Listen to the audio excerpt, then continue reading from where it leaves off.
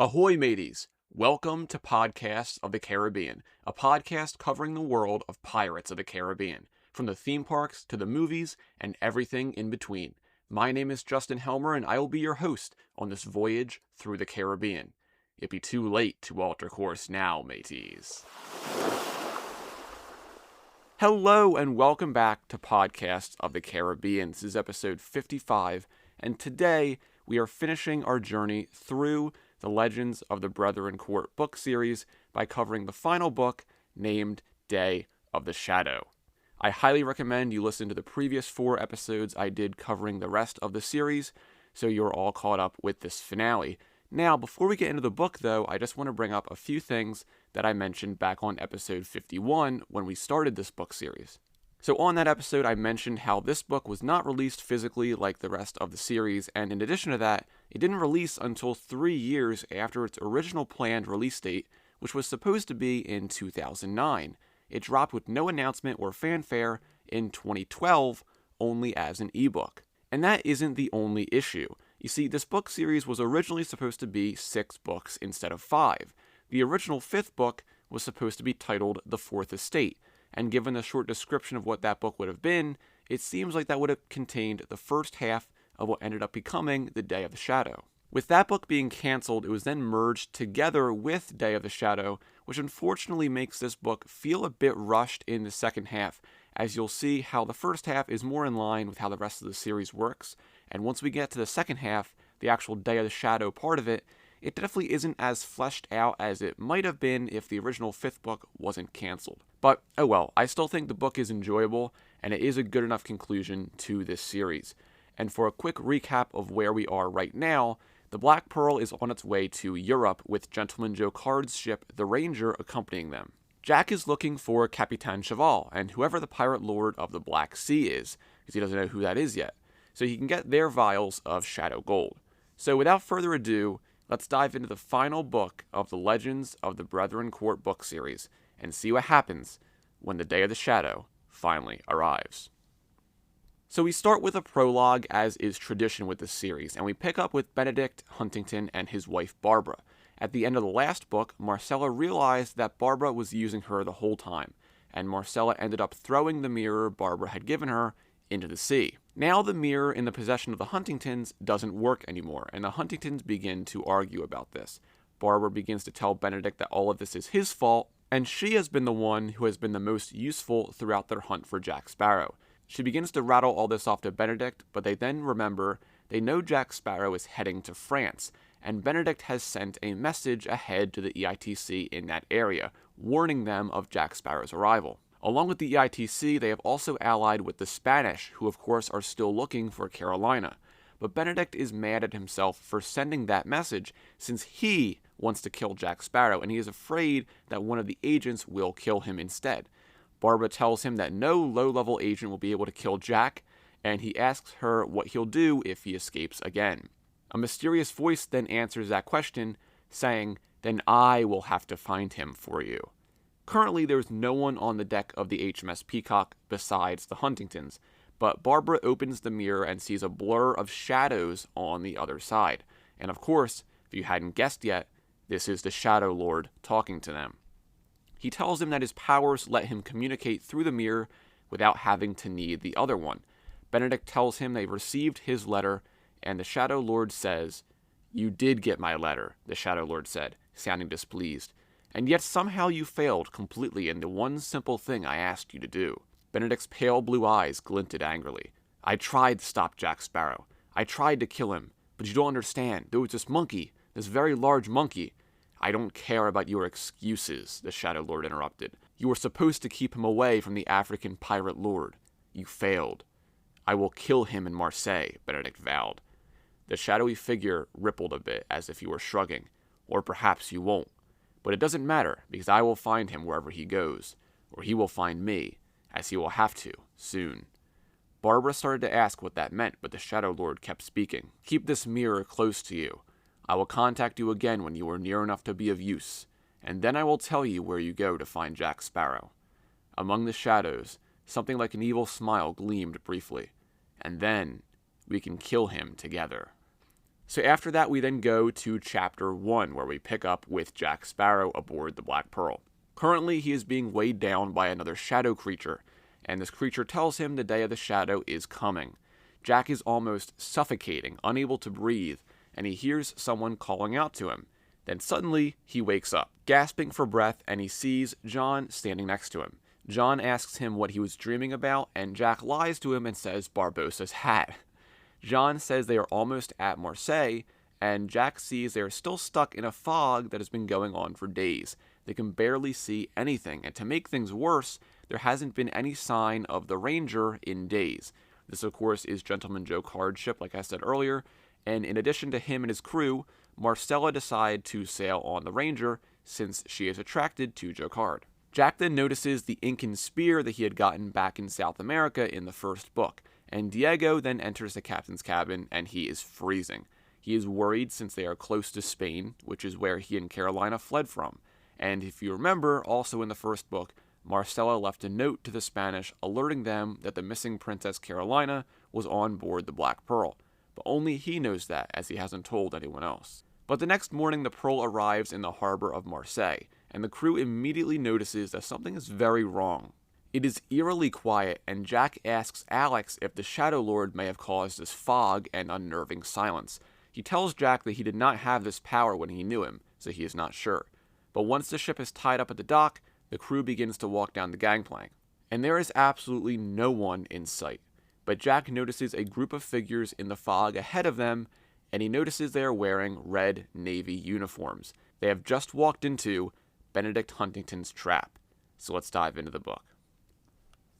"It's a trap," he yelled. "Everybody run! Back to the—" "Not so fast," a deep voice commanded. Jack felt a sharp point poke the small of his back. Beside him, Carolina and Diego turned to each other with matching terrified expressions. They recognized the voice's Spanish accent. Worse yet, they recognized the voice itself, and the bearded man who had suddenly appeared from the fog, with what appeared to be the entire Spanish Navy behind him, and a good number of agents from the East India Trading Company as well. The man's eyes swept across the motley crew clustered around Jack and Barbossa. Carolina pulled her hood forward a bit more, trying to hide her face. But she knew it was no use. They were trapped, and vastly outnumbered. The man with the thin, pointy beard poked Jack a little harder with his sword. "We've been waiting for you. Captain Jack Sparrow, I presume," he said. "Captain," Jack said triumphantly. "Now why can't you all get that right?" he asked his crew in an indignant voice. He looked back at the bearded man and seemed to remember what was happening. He backtracked rapidly, "because we should always respect our captain. Not that I know any Captain Jack Sparrow, of course. Or wait, here he is." He shoved Barbossa toward the nearest soldier. "Yup, that's right. Captain Sparrow, the very same. That's not his hat, though. Captain Sparrow has a much better taste than that. Keep that in mind. He wouldn't be caught dead in a hat with stupid blue feathers." Barbossa's face was a mask of rage. But the bearded man was not fooled. He took a step closer to Jack. "Don't bother to lie. We know the truth. You are the captain of the Black Pearl, and you have stolen my daughter." "Ah, no," Jack said, trying to ease away from the sword at his back. "What? Never heard of her. Don't even like Spanish princesses, or having womenfolk aboard my ship. Always leads to trouble, that." He shot a glare at Diego, who had been responsible for bringing Carolina aboard in the first place. "Search them," Carolina's father barked. "And their ship. Find my daughter." "Now look," Jack said reasonably, "I'm clearly not your daughter, am I? So why don't you just let me go, then you can go ahead and search the others. Right? Excellent plan, savvy?" Diego's heart was hammering in his chest. He couldn't let them take Carolina. He wouldn't. As the nearest soldier reached toward Carolina's cloak, Diego drew his sword and in one swift motion knocked the pistol out of the soldier's hand. Spinning wildly, he lashed out with his feet and fists. 3 more men hit the ground before anyone else could react. Really?" Jack said as a thicket of swords sprang up around them. "With these odds, we're going to—" A bullet whistled past his ear. Barbossa's toothy smile gleamed as he brandished his pistols. Carolina, Billy, and John all drew their weapons and threw themselves at the surrounding soldiers. Chaos instantly erupted. "Okay then," Jack said, neatly twisting away from the sword behind him. He ducked under the sword as Carolina's father lunged at him, then grabbed the man's cloak and flung him bodily into the crowd of trading company agents. As a whole pile of them crashed to the ground, Jack leaped forward and started throwing their weapons into the harbor behind him. That would help even the odds, at least a little bit. Now the port was anything but silent. The clang of swords and pistol blasts mingled with the sound of boots pounding on cobblestones and angry yells, along with an occasional strangled yelp of fear, followed by a loud splash. It It was possible some of the weapons Jack was throwing into the harbor still had soldiers attached to them. In the confusion, Diego leaped to the top of a barrel and looked around wildly. He spotted Carolina's dark hair escaping from her cloak a few feet away from him as she dodged and parried the 3 men she was fighting. In the fog, they didn't seem to have recognized her yet. Diego launched himself off the barrel and landed on 2 of the men, knocking them out with a heavy thud. The 3rd man lunged at Carolina, but she ducked and used his momentum to throw him right over her shoulder into the harbor below. "Quick," Diego said, grabbing her hand. "We have to hide you." "But the others," Carolina protested. "We must stay to fight with them." "No," he said, pulling her toward the dock. "There's no way to win this fight. You'll just get caught. At least if we can hide you, they won't be able to blame Jack and the others. They'll have no proof you were ever on the Pearl." Carolina had to admit that made sense. If she were captured, her father would exact a terrible punishment on the pirates who had helped her. But if they couldn't find her, perhaps they believed she wasn't with them. Although it was likely her friends would still be executed for piracy. She wavered, torn between fear of her father and loyalty to her friends. That moment of hesitation was all Diego needed. He dragged her behind him, carving a path through the soldiers with his sword, as they ran back down the dock toward the Pearl. But they couldn't return to Jack's ship, which would be seized and searched. They needed somewhere else to hide. A gangplank loomed out of the fog in front of him. Another ship! He darted up the wooden slope with Carolina close behind him. At the top, to his horror, he nearly collided with a figure in the fog. "Here, who's that?" the sailor yelped, reaching for Diego. But he and Carolina managed to dart away again, leaving the man fumbling blindly. They ducked behind the mainmast as another sailor, short and swarthy, caught the first one by the arm. "Captain wants you," the second sailor barked. "Things are getting too hot down there for the likes of us." He nodded at the dock, and then the 2 of them strode away to the captain's cabin. Diego and Carolina sprinted in the other direction, looking for somewhere to hide. Halfway across the deck, Diego nearly fell into the open hatch. The 2 of them hurried down the ladder into a cramped, narrow hallway. At the other end of it, they could see 3 men arguing in the galley. If any of them turned around, they'd spot Carolina and Diego right away. Carolina yanked open the nearest door. It led to a dark storage space, lit only by the dim gray light trickling through one porthole. Piles of ropes and buckets and barrels lay scattered around. Diego pulled the door shut behind them and they hurried over to the porthole, crouching behind a large coil of rope. Carolina peered anxiously out the small, round window. It was her fault Jack was in such trouble, and she'd just abandoned him. She could hardly see anything through the fog, only the occasional flash of red as another soldier flew off the wharf into the harbor. But the pirates were terribly outnumbered. How long could they keep fighting? And what would happen to them when they were finally overpowered? A breeze separated the thick clouds for a moment, and Carolina spotted Jack prancing backward down the dock, fending off 6 Spanish soldiers who were trying to get to his beloved ship. He did an impressive flip onto a barrel and leaped from one side of the dock to the other, spinning in the air to kick 2 men while whisking a 3rd's rapier out of his hand with his sword. 5 more men in the East India Trading Company uniforms ran toward him, drawing their pistols. The fog closed in, blocking Carolina's view, and she pressed her hands to her mouth. She was close to tears. "We should go back," she whispered, wringing her hands. "We shouldn't have left our Capitaine. That particular Capitaine would probably be proud of us for running away, and you know it," Diego said. "But imagine if your father had caught you," Diego insisted, seizing her hands in his. "You'd be on a ship back to El Cruel in San Agustin by noon, with a horrible marriage and a miserable life ahead of you. And I—" He stopped himself, biting his lip and digging his fingers into the prickly rope beside them. Carolina gasped. "You would be hanged, or worse." "You're right, Diego. He would kill you for helping me escape. I didn't even think of that." She threw her arms around him and they hugged each other tightly, their hearts pounding. That hadn't even been what Diego was going to say. He hadn't thought of what would become of him, only the despair he would feel if he had to watch Carolina being dragged back to the sinister old governor who had planned to marry her. Carolina broke away and peered out the window again. "I think the fog is clearing a little bit. Don't you?" Diego rubbed the glass and blinked at the swirling clouds outside. The fog seemed to be shifting and moving faster than before. Suddenly, he caught a glimpse of the dock. There was Jack, balanced precariously on a tall post, his arms windmilling frantically as he toppled backward into the harbor. And wait, there was the Black Pearl, and there was Marseille, slowly slipping away behind them. The ship was putting out to sea, with Diego and Carolina on board. So Diego and Carolina managed to escape from Carolina's father and the Spanish, but the ship they hide on ends up pulling out to sea with both of them aboard. We'll get back to them later, but we go back to the rest of the crew in the harbor. Carolina's father asks where his daughter is, and also where Jack is, as he has mysteriously disappeared. Billy sighs, and Barbossa gets angry that their captain abandoned them. We see in this moment that Barbossa tries to get Billy on his side here, which is a bit of foreshadowing for later on. So as the crew is shackled and shoved off to prison, we go back over to Jack. We see he'd fallen in the water during the battle. And as he notices his crew being arrested, he feels the shadow creatures pull at him even stronger. So for now, he abandons his crew and begins to head to find the next vial of shadow gold, which is in the possession of Capitaine Chevalle. We then go back over to Diego and Carolina, who are still hiding in the closet on the merchant ship they stowed away on. A day has passed, and as Carolina wakes up, she looks out the porthole and sees they're sailing through the Mediterranean Sea, heading east. Diego tells her they should go ahead with their original plan, which was to find somewhere to start over, change their names, and get jobs. But Carolina tells him they can't just abandon everyone with the Day of the Shadow approaching. Diego reminds her of what Jean said in the last book when he ate the berries that gave him foresight for a few hours.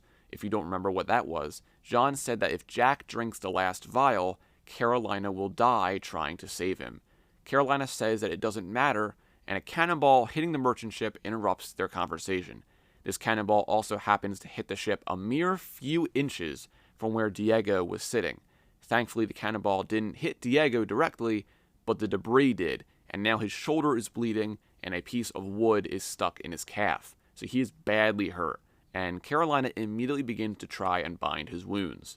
And when she looks out the porthole again, she sees they are being attacked by a galley flying a ship with a green Jolly Roger with 4 crescent moons and a double-bladed sword. And this flag belongs to none other than the pirate lord of the Black Sea, who is Ammand the Corsair. But then we go over to Jack, who is making his way toward the residence of Capitaine Chevalle. We see that Jack has known Chevalle for a long time, as he was even pirate lord back when Jack was a kid. While Chevalle had visited Teague numerous times, Teague had only visited Chevalle in Marseille just once. Jack had been brought along for that trip, so he remembers the way to Chevalle's family manor that sits just outside the city. And true to Chevalle's title of the penniless Frenchman, the mansion is dilapidated, with vines growing all over the outside, and parts of the building are simply falling apart. We learn that Chevalle's family used to be very wealthy aristocrats, but when they lost all their money, they turned to piracy. Or, Jack wonders, they might have lost their money after they were punished for piracy. But Jack climbs over the iron fence enclosing the mansion, and he comes into contact with Chevalle's little poodle dog named Fifi. This dog chases Jack around, and he runs into the mansion and comes into contact with the penniless Frenchman himself, Capitaine Chevalle. But then we go back over to Diego and Carolina aboard the merchant ship, which of course is now under attack by Ammand the Corsair. So let's go back into the book. So Carolina says, "Diego, stay awake. We have to get out of here." "What's happening?" he said woozily as she threw one of his arms over her shoulders. They staggered the last few steps to the door, slipping on spilled rum and broken glass. Carolina could feel small pebbles under her feet. When she looked down, she realized the floor was littered with dry beans that had exploded out of one of the barrels when the cannonball hit. She kicked the debris out of their way and leaned Diego up against the wall while she dragged the dented box aside. Finally, she got the door open and pulled Diego upright again. Just as they stepped into the outside corridor, the ship was rocked by another explosion, and they both fell. Smoke poured out of the room behind them, and Carolina twisted around to kick the door shut. There was shouting and more smoke from the galley, where the second cannonball must have hit. 3 sailors came running from that sleeping area and skidded to a halt, gaping at Carolina and Diego. One of them gasped. "What's that?" "Stowaways!" cried another. "It's a girl! A girl!" the third shouted in horror. "Oh, shut up," Carolina said, grabbing a pistol from his belt. "You've got bigger problems. The pirate lord of the Black Sea is attacking you." This announcement made all 3 sailors blanch with terror. "Not Ammand the Corsair," the first one gibbered. "He's going to kill us all. He's going to string us up from the yardarms and use our bones for wind chimes." "I've never even heard of Ammand the Corsair," Carolina said, "so you can't be too bad. I've heard a Spanish nobleman complaining about the Barbary pirates for years, and his name never came up." "He's new," the second sailor whispered, his brown eyes wild with fear. "They say he murdered the last pirate lord and his entire crew by himself, using only his scimitar and deadly skill. He took the title with violence, and ever since he's been wreaking havoc from Morocco to Turkey. He will not stay in the Black Sea," the third sailor chimed in. "His fleet terrorizes ships through the Mediterranean and the Adriatic, Villanueva's territory. I heard he even stole from some of Villanueva's own ships."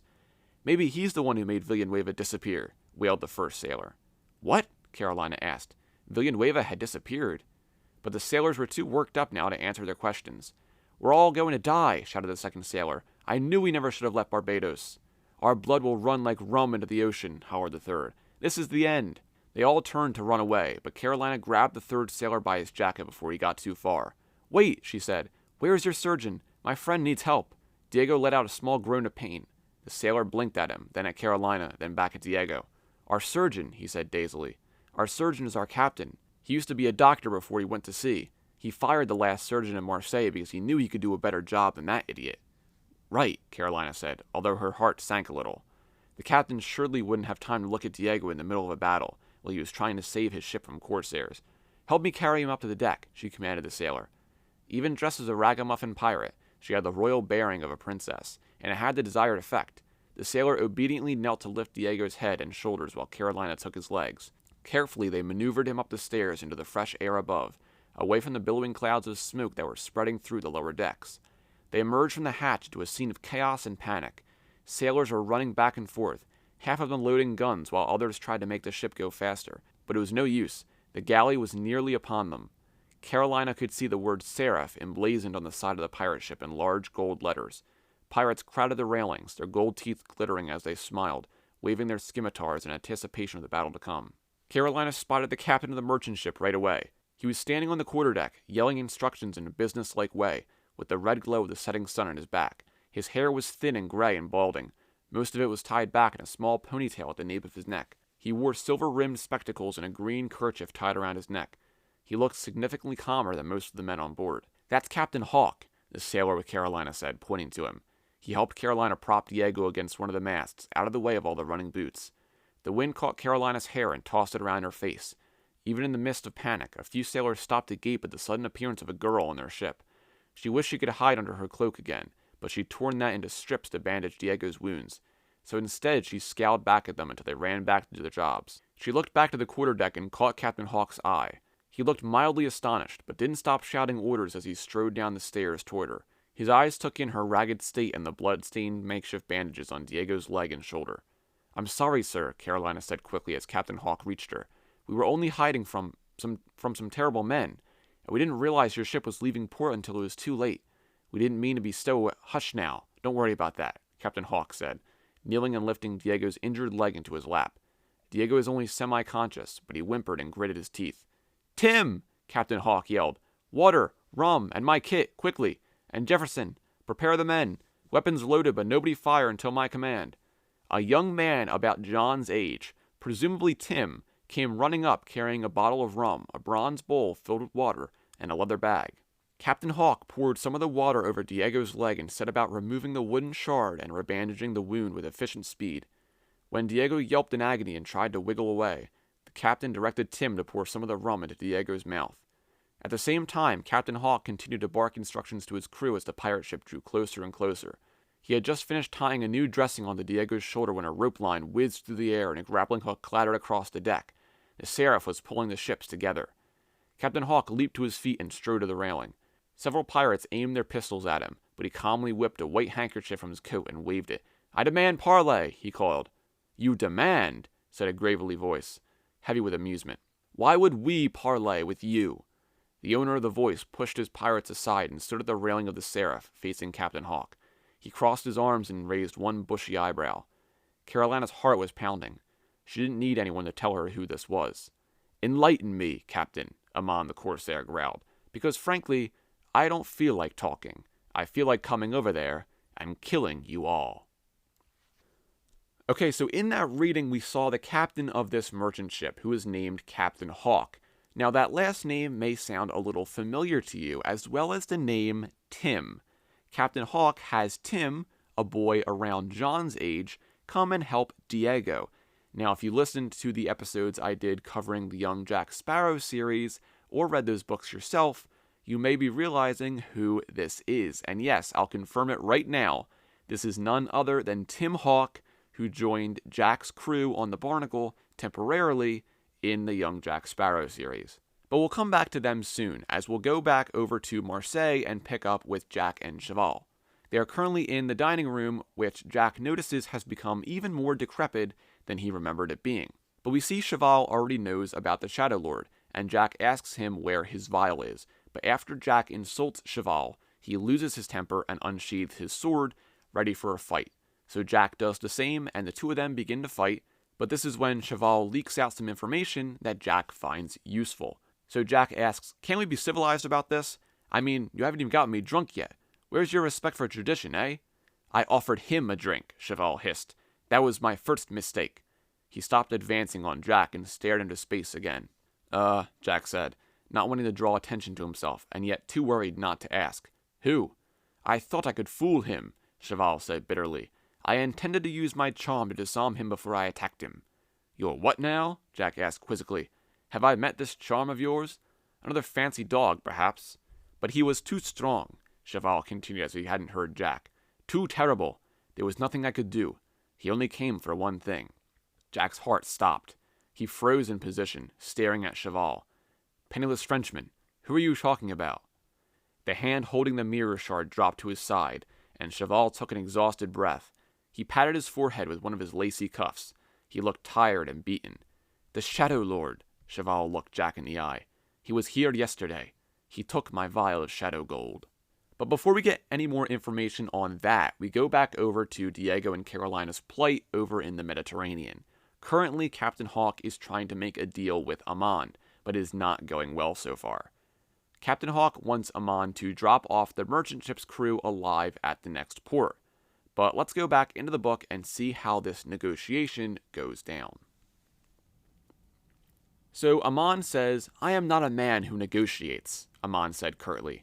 He was astonishingly tall, perhaps as tall as Gentleman Jocard, so he towered over tiny Captain Hawk. His gold and brown coat gleamed in the lamplight. Carolina could see the bulky shape of a pistol tucked into his blood-red waist sash. Hanging from his belt was a wicked-looking curved sword, his famed scimitar. Captain Hawk inclined his head at the Barbary pirate. I understand, but I believe you are also an intelligent man who likes to maximize his profits. Ammand twisted an end of his mustache between his fingers, studying the captain narrowly. Explain. Hawk inhaled. Do you smell that? He asked. Burning. That's my ship burning, thanks to your cannonballs. It will sink within the hour. The pirate lord shrugged. Precisely my goal. Why should this concern me? It saves me the trouble of killing you all myself. I can just leave you to drown. Or, Captain Hawk said, you can fill your hold with the treasure we're carrying. Ammand's eyes glittered at the word. What treasure? We are currently carrying a great reward, Captain Hawk said. The Spanish government has tasked us with bringing it to an East India Trading Company agent named Benedict Huntington, in exchange for the information he sent them about the whereabouts of a pirate named Captain Jack Sparrow. Carolina's eyes widened. So it was Benedict who had told her father to wait for the pearl in Marseille. But how had he known where they would go? And how did he know who she was? Since when did he work with the Spanish? All that treasure could be yours, said Captain Hawk. I don't particularly feel the need to enrich one of those East India scoundrels. I will take the treasure anyway, said Ammand. Leaving you alive serves no additional purpose. Now it was Captain Hawk's turn to shrug. Oh, you can try, he said. Your pirates can board this ship, and my men will fight you tooth and nail. Yes, you'll defeat us, no doubt, and probably most of us will die horribly, but by the time you get past us, you'll have a few dead pirates, and more importantly, not enough time to bring up all the treasure. This ship will be at the bottom of the sea before you can transport all that gold over to yours. Ammand let out a puff of air that lifted his mustache. And you propose? Simple, said Hawk. Instead of fighting, my men help carry the treasure over to your ship before ours sinks. Then you drop us all off, alive, at the nearest port and sail away with the gold. Everyone wins. Ammand tapped his teeth with one long yellow fingernail. Tell me, why would the Spanish government be so interested in the whereabouts of this Captain Sparrow? I know he's a pirate, but don't they have plenty of those to hunt? He let out a bark of laughter. Myself, for instance? As I understand it, said Hawk, there was a girl aboard his ship that they were particularly interested in finding. Oh, Ammand said. I see now. That must be the Spanish princess everyone's looking for. And Jack had her all this time. How very funny. Carolina ducked her head, hoping no one would notice her. If only she had her cloak. How could she hide among Hawk's crew without being spotted? Perhaps if she acted cowed and quiet, they wouldn't be able to tell she was a princess. Carolina! She jumped. Diego was awake. He was clutching her arm and staring past her, straight at Ammand. Look, he whispered hoarsely. Look at his sash. Carolina turned to look at the pirate lord and saw what Diego was staring at. Tucked into the red sash, right next to Ammand's pistol, was another tiny lump, and from the way it was glowing, she could tell it was the vial of shadow gold. Her eyes traveled slowly up the pirate's vest, and her heart sank as she realized he was staring right back at her. And who might this be? Ammand asked, stepping toward her. She stood up and hunched her shoulders, avoiding his eyes. She tried to look as nervous and scruffy as she could, not like a princess at all. Nobody, Captain Hawk interjected. From the way he started talking faster, Carolina wondered if it had just occurred to him who she was. Just a couple of stowaways. You can toss them out with us. I think the nearest port is in Italy, by the way." Ammand put one finger under Carolina's chin and tipped her head up so he could examine her face by the lamplight. She blinked vacantly, hoping he couldn't see any spark of defiance in her eyes. "Pretty," he said. He waved one hand over his shoulder. "All right, Captain Hawke. I agree to your proposal. Start moving the treasure. I'll stay here and have a chat with your lovely stowaway." Captain Hawke hesitated, but there was nothing he could do without angering the Barbary pirate. He whistled for Tim and they hurried off to organize the transfer of treasure into the Seraph's hold. Ammand reached into his sash and pulled out the vial of shadow gold. He tipped it slowly back and forth in front of Carolina's eyes. She was mesmerized by the pale, shimmering liquid. "You seem very interested in this," Ammand said. "What do you know about it?" "I don't know, sir. What do you know about it?" she asked. Ammand laughed. "Pretty and amusing," he said. His voice grew colder. "Tell me what you know." "Well," Carolina said to herself, "this is our quest, to warn the pirate lords about the Day of the Shadow." She decided to take a chance on honesty, with the exception of the Spanish princess detail, of course. I know it belongs to the Shadow Lord," she said slowly. "He's planning something terrible. It's called the Day of the Shadow. I don't know what that means, but I know it's coming soon. I heard his shadow army is going to rise up and try to kill as many pirates as possible, so he's been traveling around the world trying to warn the Brethren Court." She couldn't help it. Her voice got more passionate as she spoke. This was something that she felt really strongly about. She'd seen what the Shadow Lord could do. The images of the burned village in Panama were seared into her memory. She didn't want that to happen to anyone else. "You're the only ones who can stop him," she went on, looking up into Ammand's dark eyes. "You have to be ready to fight. When the Day of the Shadow comes, you must fight his shadow army, or all of you will die." Ammand stared at her for a moment. Then he started laughing a deep belly laugh. His pirates paused their treasure loading to stare at him in surprise and alarm. Carolina was rather alarmed, too. What on earth was so funny about the shadow army coming to kill them all? "Oh," Ammand said, wiping tears of laughter from his eyes. "What a charming story. It is like the tales my grandmother used to tell from the Arabian Nights. Tell me, is there a genie in a lamp as well? Perhaps a talking nightingale or herbs of immortality?" "This is true," Carolina insisted, stamping her foot. "You must believe me. The Shadow Lord is real." "I know the difference between what is real and what is a fairy tale, little bird," said Ammand. "For instance, I know one real thing." He leaned toward her. "I know that you are the Spanish princess everyone's looking for." Carolina ducked her head, but it was too late. He must have seen the flash of fear in her eyes. She'd been foolish to get so carried away. Her princess side just kept popping out when she didn't want it to. The Corsair turned to grant the chests of gold that were being passed along a chain of men over to his ship. "Look at all that gold," he said, "and to think, the Spanish government was willing to pay that much just for information about a ship that might have you aboard." He turned and gave her a sinister smile. "Imagine how much they will pay for the girl herself." "No," Carolina protested. "Don't take me back. I won't go. I'm a good pirate. I can help you. I can tell you all about the Shadow Lord." "I do love a good fairy tale," Ammand said, "but I love gold more." He turned and beckoned to a couple of his pirates. They hopped over the rail and advanced toward her. They were nearly as tall as Ammand, with really thick arms and equally sharp scimitars at their waists. "Take her to the brig," Ammand said, turning on his heel. "The boy, too." Carolina tried to struggle, but Diego was too wounded to fight, and when she saw one of the men toss him over his shoulder, she gave in and followed. So much for their great escape. Now they had abandoned their captain, and they were still going back to her father. The iron door of the brig slammed behind her, leaving Carolina more miserable than she'd ever felt before. So things are not looking good for Diego and Carolina, but we then go back to Marseille once again and learn a bit more about Chevalle's interaction with the Shadow Lord. Jack and Chevalle stop fighting, and Jack asks him how he survived his interaction with the Shadow Lord. Chevalle said the Shadow Lord almost killed him, but something called to him as if there was something that urgently needed his attention elsewhere.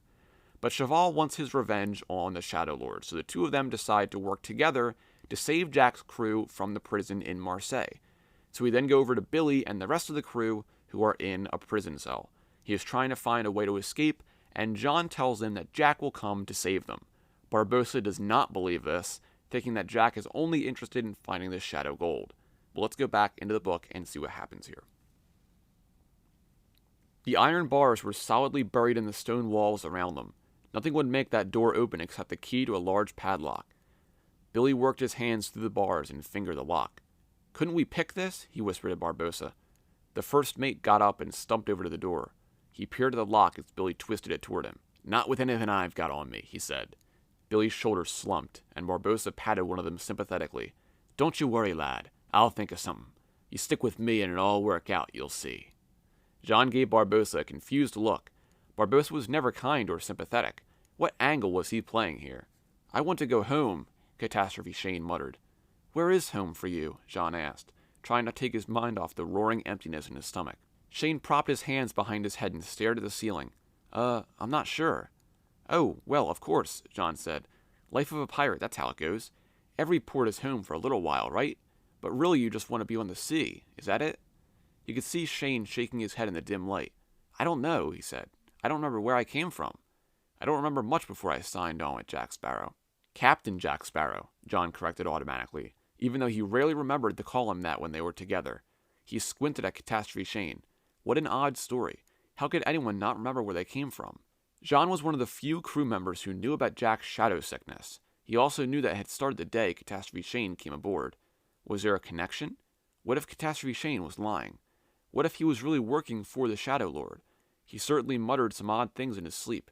Things about how dangerous he was. John had always assumed these were normal pirate ambitions, but what if there was something more? "Look!" Barbossa suddenly seized Billy's arm. The first mate pointed to the bars. A strange sight was coming down the corridor toward them. Before they could see it clearly, they could hear an approaching jangle. Then a small shape emerged in the darkness, with 5 smaller shapes right behind it. In the lead was a sandy-colored, scruffy-looking dog. It trotted proudly with its head held high and its paws briskly stepping over the uneven stone floor. In its mouth the dog carried a heavy ring of iron keys, which jangled along with its movements. This was strange enough, but to add to the strangeness, the dog was followed by a row of 5 puppies, all of them equally scruffy and sandy-colored, and each of them was also carrying a ring in its mouth. The only difference was that the puppies' rings held only 1 key apiece. Clearly a whole ring of keys would be too heavy for them. Billy shook his head, blinking. It sounded too crazy to believe, but it looked like the dogs were practicing. At each cell, the mother dog would sit down just outside the bars. She gave her puppies a stern look, and they all tumbled into sitting positions beside her. Then they sat there while the pirates in the cells tried to call to them. "Here, doggy, come here, come on, nice doggy," yelled the pirates in the next cell. They leaned through the bars, trying to grab the ring of keys, but the dogs had carefully put themselves just out of arm's reach. The puppies turned up their noses and tried to imitate their mother's proud, determined expression. None of them would let themselves be coaxed by the pirates. Once the mother dog was satisfied with their performance, they moved on to the next cell. "Look at the little one," John whispered. The smallest puppy seemed to be having the most trouble with the task. Instead of staring off into space like he was supposed to, he kept getting distracted by the flickers of light on the door and cockroaches darting out from cracks in the wall. His ears flapped as he whipped his head from side to side, watching for interesting things. At one point, he noticed the pirates waving to him, bounced to his paws with a small yap, nearly dropping his key. His mother growled and nudged him firmly. The puppy quickly sat back down again, looking embarrassed. The other 4 puppies exchanged amused, knowing glances. "Even so," Billy murmured, realizing what John was thinking. "What are the chances the little one has our key?" "Let me try," John said, getting up and crouching by the front of the cage. The dogs were sitting in a row against the far wall, pretending to ignore Barbossa as he tried to shove his arm out the socket to reach the keys. The mother dog lifted her nose. The 4 bigger puppies lifted their noses too. But the littlest puppy looked at John. His dark eyes were curious. "Hey," John called softly. "It's okay. Come here, puppy." His voice was softer and more welcoming than those of the pirates in the other cells. The puppy's ears went up a little. Its tail went thump-thump against the stone floor. The puppy's mother scolded him. The puppy's head drooped. He looked down at his paws as if he were determined not to look at John anymore. "If only we had some food," said John. "Aye, there you go, thinking of your stomach again. And at a time like this," Barbossa growled. "I meant for the puppy," John objected. "Oh," Catastrophe Shane said from the floor. "Would something like this work?" John turned slowly. Shane was holding out a croissant filled with bacon and cheese. John's face turned red. "Are you telling me," he said with his voice rising, "that you've had that in your pocket this whole time? This whole time, while I was moaning about how starving I was, and you didn't say anything? Where'd you even get it?" "Nabbed it from a streetcar on the way here," Shane said. "What? I forgot I had it. But I'm not going to eat it anyway. I'm a vegetarian." "A what?" Barbossa said. "Sounds like a disease. Is it contagious?" "It just means I don't eat meat," Shane explained self-righteously. Barbossa snorted. "A pretty bad disease, then." John snatched the croissant away from Shane. His hand trembled with hunger. He just wanted to stuff the food into his mouth and swallow it all before anyone else got their hands on it. But he couldn't do that. They needed the croissant for bait. He turned around and realized the dogs were starting to move on to the next cell. The mother trotted off, and all the puppies smartly fell into line behind her. This was their last chance. John whispered frantically. The smallest puppy, at the very end of the line, hesitated for a moment. Then, as his brothers and sisters scampered on ahead, he turned to give John an apologetic look. But then John tossed him a piece of the bacon. The puppy's ears went off. He took a couple of cautious steps toward John, then dropped his key and pounced on the bacon. In half a second, it was gone. The puppy licked his chops. He glanced down the hall where his mother was vanishing around a corner. Then he came bounding over to John with his tail wagging. "Oh, well done," Barbossa said sarcastically, pointing to the key still lying out of reach on the floor where the puppy had dropped it. "Wait, wait," Jean said, holding the food away from the dog. "Go get the key. Go on, go get it."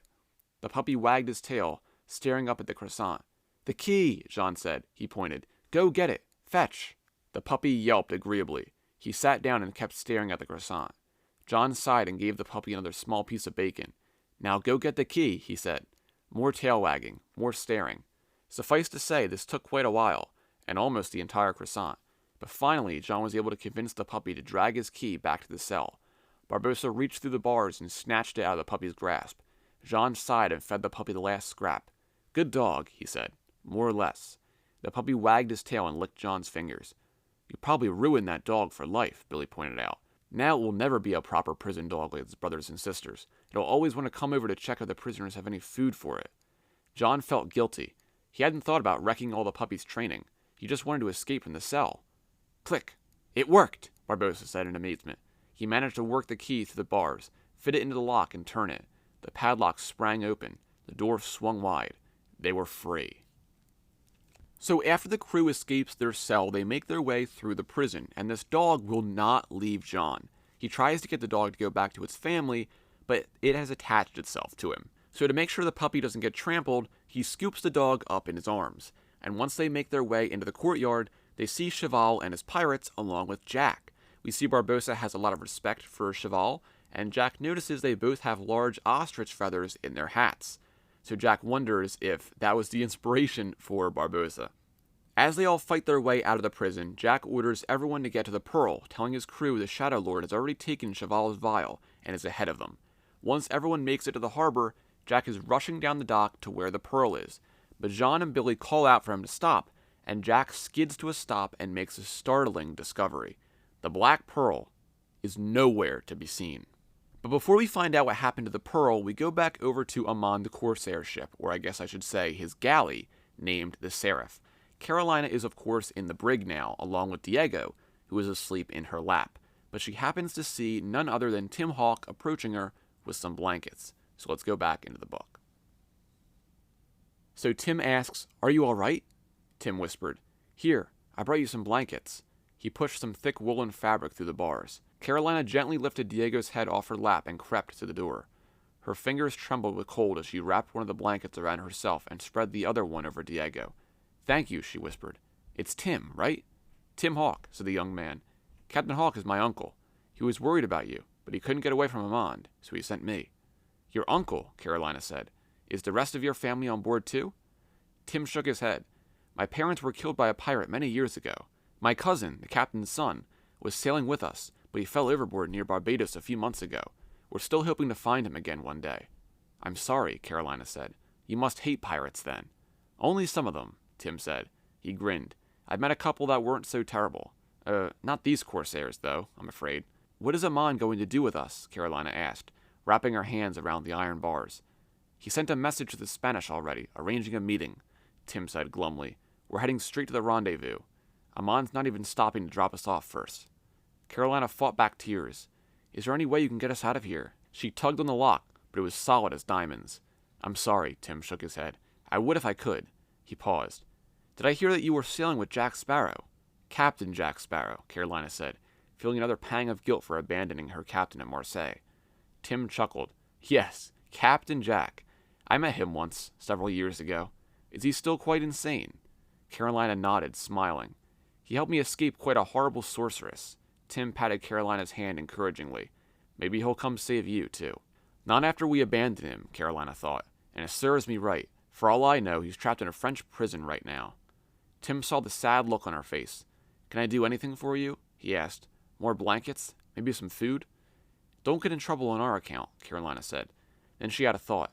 "Wait, actually, there is one thing you can do, but only if you can do without getting caught." "What's that?"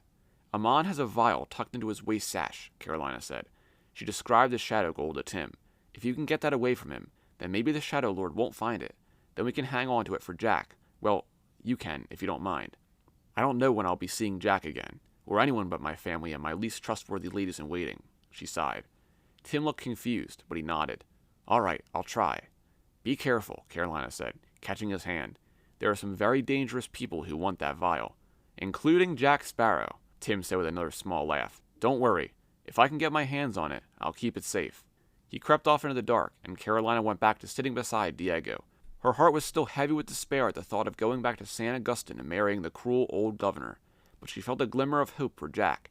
If his old friend Tim Hawk could protect the Shadow Gold for him, maybe there was still a chance of stopping the Day of the Shadow. So there we have the confirmation that Tim is indeed Tim Hawk from the Young Jack Sparrow series. We find out that Captain Hawk is his uncle, and Tim's cousin fell overboard and has been missing for months. Just make sure you keep that in mind for now. We'll get back to it later. But we go back over to Marseille and see what's going on with everyone else. Jack is enraged that the pearl is missing, and he wonders who could have taken it. Barbossa thinks it might have been the EITC, and then we get a really serious moment from Jack here where he says, "If there are East India Trading Company agents sullying my ship at this very moment, then I promise you I will cut off the hands that dared touch the pearl." While this does really link well with Jack's history with the EITC, it is played off as a joke afterward where Jack asks Billy if that was piratey enough. Personally, I like to think that Jack was serious about that. But Jack then says they will take the Fancy, which is Chevalle's ship. But Chevalle tells him there is no way they will all fit on board. But as they're trying to figure out what to do, Barbossa sees a ship in the next wharf over. And I love how he says, "What's that?" To which Jack replies, "Now, Hector, let's not get distracted." But Barbossa points out that it is Villanueva's ship, and Chevalle is outraged that he is here, given that he and Villanueva are bitter rivals. They all make their way toward Villanueva's ship, which is named the Centurion, and once they get closer, Jack is confused why no one has shown up on deck. They make their way onto the ship, and they still find no one. So Jack and the crew decide to borrow the Centurion, and Jack asks Chevalle to accompany them to find Ammand. But given the slow speed of the large ship, the Fancy will practically be the one leading. So they make their way out of the harbor, and Jack sets a course for the Black Sea, giving Barbossa the wheel. He then makes his way into the captain's cabin and makes another startling discovery. Villanueva himself is still tied to a chair, which was the Shadow Lord's doing, as we saw at the end of the last book. So let's go back into the book. So Jack says, "Villanueva, what a delightful surprise. Imagine finding you here." He paused and thought for a moment. "Well, all right, perhaps it's not that surprising to find you in your own cabin on your own ship, but the rest of it's a bit unusual." He sauntered around the Spanish pirate, enjoying the way Villanueva's face was turning bright red with fury. "Now, what did you get yourself mixed up in?" Jack wondered. "Did the Spanish do this to you?" "That would serve you right for working with them." Jack's crew had discovered way back in South America that Villanueva was secretly working with the Spanish government to attack ships and eradicate pirates in the Caribbean. The Spanish wanted full dominion over the Caribbean Sea, and they were paying Villanueva quite a lot of money to help drive out the English and the French. This went against everything in the pirate code, at least the way Jack saw things. Villanueva shook his head vigorously. He insisted to the gag. As much as Jack preferred Villanueva this way, he was also curious. With a shrug, he stepped forward and whisked off Villanueva's gag. "You horse-faced blackguard!" Villanueva shouted. "How dare you steal my ship? How dare you walk these boards as if you're His rant turned into muffled howling as Jack stuffed the gag back into his mouth. "Look, I didn't think you were using it," Jack said, waving airily at the ship around them. "And if you were just going to yell about it, I'm perfectly happy to leave the gag on. You're much more entertaining that way." Villanueva fell silent, breathing heavily and giving Jack a murderous glare. "Splendid," Jack said. "Now, let's talk like civilized men. Who did this to you?" He removed the gag again. Villanueva opened his mouth as if to shout some more. Jack held the gag up threateningly. Villanueva closed his mouth with a snap. He harumphed a couple times, then scowled up at Jack.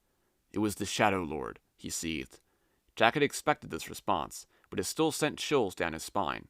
He turned his back on Villanueva, hiding the expression on his face. Casually, he ran his hands over Villanueva's desk, picking up silver knickknacks and elaborate inkpots. "The Shadow Lord found you?" he asked. "When?" "He was hiding on my ship this whole time," Villanueva spat. "But I suppose you knew that." "Me? What? Slander and calumny," Jack protested, looking at him in surprise. "How the devil would I know that?" "You made me take him," said Villanueva, wrestling with the ropes around his hands. "You acted like you wanted him for yourself. An underhanded trick, Sparrow." Jack blinked at him. "What on earth are you talking about?" "Henry," Villanueva snarled. "That squidgy, useless pirate. I thought it was bad enough that he couldn't sail a ship to save his life. And then that Diablo betrayed me and turned out to be the Shadow Lord. He sent his shadow creatures on my men." It took Jack another moment before he remembered Henry, the affable wannabe pirate who had tried to sign on with the Black Pearl back in Tortuga. Villanueva had snatched him right out from under Jack's nose, just to spite Jack. If he hadn't done that, the Shadow Lord would have been on Jack's ship this whole time instead. Jack reeled backward and fell onto Villanueva's green velvet-lined couch. He clutched his head, feeling the flapping of shadow wings around his temples. Suddenly, it all made sense. He remembered the firm handshake Henry had given him in the Faithful Bride Tavern. That must have been the moment where he gave Jack the shadow sickness. From that point on, Jack had been cursed. Henry. Jack never would have guessed. Villanueva was staring at Jack. "You didn't know?" he said, sounding surprised. "This may be hard to believe," Jack said, "but not absolutely everything I do is part of an intricately clever plan." He tugged on his beard. "Only almost absolutely everything. Don't tell anyone." Suddenly he heard shouts and running footsteps coming from the deck. He leaped to his feet as Billy burst through the door. "What is it?" Jack demanded. "Pirates!" Billy gasped, catching his breath. "Where?" Jack drew his sword. In the brig," Billy wheezed. "The brig is full of pirates." Jack raised his eyebrows at his friend. With slow deliberation, he slid his sword back into its sheath. "Sounds like the perfect place for them," he said.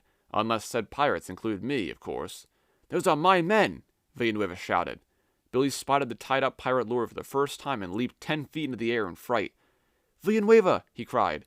He stabbed his finger toward the Spanish pirate, giving Jack a frantic look. "Villanueva's on board!" "You don't say," Jack said, imitating Billy's startled expression. "My, that's going to be an awkward conversation, isn't it?" Billy stared at Jack, then at Villanueva, then back at Jack, and then he stepped right back out of the cabin and shut the door behind him. Whatever insanity Jack was up to now, Billy would have nothing to do with it. "So," Jack said, pulling up a chair opposite Villanueva's, swinging one leg over it, resting his arms on the back. "What should we do now?" He plucked an orange from the glass fruit bowl on Villanueva's desk and began to peel it, studying the pirate lord nonchalantly. "I demand that you release me," Villanueva snarled. "I'll see you all walk the plank and be eaten by sharks." Jack lifted an eyebrow. "That doesn't give me much incentive to untie you," he said. "Quite the opposite, in fact. Your negotiating skills need work." "I'll feed you to my pigs," Villanueva roared. "I'll slice off your fingers with my cutlass and watch you slowly bleed to death." Jack said, wrinkling his nose. "Still not very enticing." He leaned forward to replace the gag on Villanueva's mouth. Wait, basta!" Villanueva yelped, wriggling away. "All right, we can talk. What do you want?" He couldn't stop himself from adding, "You son of a leprous baboon," under his breath. Jack wisely ignored the insult. "What I want is simple," he said. "I want to find Ammand the Corsair on my ship, the Pearl, which was despicably stolen from me back in Marseille." "Stealing a pirate lord's ship?" Villanueva said sarcastically. "What kind of suicidal idiot would do that?" "Exactly what I wondered," Jack said. Suddenly both pirates' eyes went wide. They both had the same realization. "Eduardo," Jack said thoughtfully, "the Shadow Lord tied you up and brought you to Marseille, correct?" Villanueva nodded, his mustache bobbing up and down. "He left us there, on the Centurion. He didn't say where he was going. So the question is," Jack said, "if he arrived in Marseille on the Centurion, does that mean he's still in Marseille? Or that he left again on somebody else's ship?"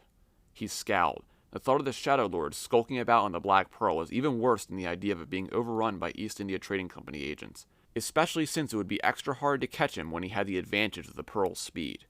The Spanish pirate lord smiled smugly. "Now you know how it feels," he said. "On the contrary," Jack said, waving his hand at Villanueva's restraints. "It's not the same at all. He may have my ship, but at least I am not humiliatingly tied up in my own cabin." Villanueva turned red again. "I will find Henry and make him pay," the pirate seethed. "That would be lovely," Jack said with a sigh. "Save me a lot of trouble." "All right, I'll make a deal with you, Sparrow," Villanueva said, his eyes glinting with cunning. "You may stay on board my ship until we find the Shadow Lord, but I get to kill him." "I won't stand in your way there," Jack said. "All I want is the Shadow Gold." Villanueva looked disgusted. He was the only one who knew that Jack was drinking the vials of Shadow Gold. He had seen him quaff one on top of a mountain in Peru. "You are muy loco, Sparrow, but I will agree. I'd rather have revenge than shadow gold at this point. I still get to be captain until we find him, though," Jack said. So Jack then puts the gag back on Villanueva, and the Centurion continues to sail on with the Fancy in tow. But Villanueva eventually gives in and agrees to Jack's deal. So the next morning, the two of them come out of the cabin, and Jack notices the dog is still with John. This, of course, is the dog from the prison, and I find it funny that the dog gives Jack Constance flashbacks. Jack also asks what happened to Carolina and Diego, and John says that no one knows where they are.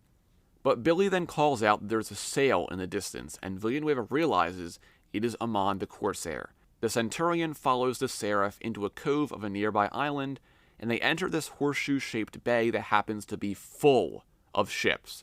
There are Spanish ships, East India Trading Company ships, Ammand's galley the Seraph, and the Black Pearl. Villanueva yells it is a trap, but Jack cannot leave the Pearl. But it happens to be too late anyway, because dark tendrils reach out and wrap themselves around the Seraph and the Centurion. Jack then looks from the Pearl up to the cliff above them, and he sees none other than the Shadow Lord himself standing there. It is now time for the Day of the Shadow to begin. Back aboard the Seraph, Carolina and Diego are still in the brig, but Tim happens to return with the key to their cell. He tells them he couldn't get the vial of Shadow Gold and that the Shadow Lord himself is here, along with the Spanish Navy and the EITC. Then we hop over to the HMS Peacock with Benedict and Barbara Huntington, and Barbara is ecstatic that 3 pirate lords are within their grasp. Benedict tells her they are just as trapped as the pirates, and Barbara tells him that once the Shadow Lord shows up, I'm sure he'll clear this all up. And Benedict then disappoints Barbara by telling her that the fat little man up on the cliff is the Shadow Lord. So let's go back into the book and find out who the Shadow Lord really is. So in the book it says, Jack wasn't particularly impressed either. This was the figure from his nightmares? Why, Henry was even more squidgy and useless looking than Jack remembered from their meeting in the Faithful Bride Tavern. His belt could barely hold up his pants, and his floppy pale green sad-attempted pirate hat looked more like a gardener's sun hat. His yellow coat was a size too small, and the lace at his wrist was bedraggled and torn. His long brown hair was tangled and matted, and his droopy mustache was a different length on either side of his nose. No, there wasn't much that intimidating about old Henry. Other than the fact that he had somehow managed to steal the pearl, of course. Oh, and the long smoky tendrils coming from his left hand, which he held like leashes on all the ships in the bay. Those were a little worrying. Huh, he's a lot shorter in person, Jack commented. At last! Henry's voice boomed across the bay, supernaturally magnified by the cone of shadows rising from his left hand above the leashes. I have you all exactly where I want you. Jack wiggled one finger in his ear. No need to shout, mate, he said. We can all bloody well hear you. In fact, we'd really prefer not to if we're up to us. He sidled up to the railing, trying to gauge how quickly he could jump from the Centurion to the Seraph and then on to the Pearl. Stop yammering on, Jack, the voice went on, smooth and sinister, and don't even think about trying that jump.